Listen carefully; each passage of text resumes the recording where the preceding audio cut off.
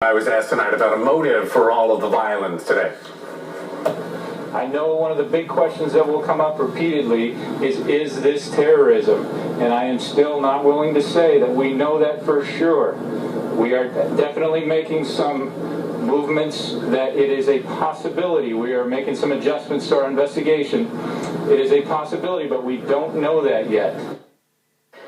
So with James Copenhaver talking about a motive in this shooting, and James, we immediately would think, I would imagine, some sort of a terrorist attack, but terrorists don't care who they blow up or kill as long as they kill a number of people. In this, the people were specifically targeted, correct?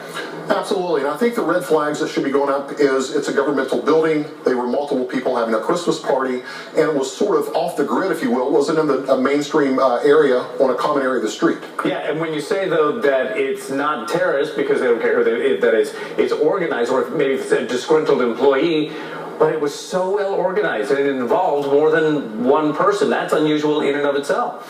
Well, when I first heard this today, my first thoughts were it was a disgruntled employee or such, and then I started hearing more about how organized this group was. And Bob, they had this down pat. I mean, they had a very good operational plan. They went in, they did the killings, and they were gone within a matter of minutes prior to law enforcement arriving. Yeah, and not only did they shoot, what did we have, 14 deaths and 17 injured, 10 of them critical, there were also explosive devices. They were extremely disgruntled and, as you said, didn't hang around long enough to gloat over it. They got in and they got out.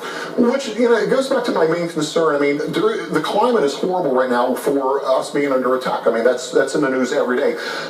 My concern with this, they certainly had several assets, these devices that were left off and were detonated by law enforcement. But also they had body armor on, and these black fatigues, as it was described by some of the witnesses.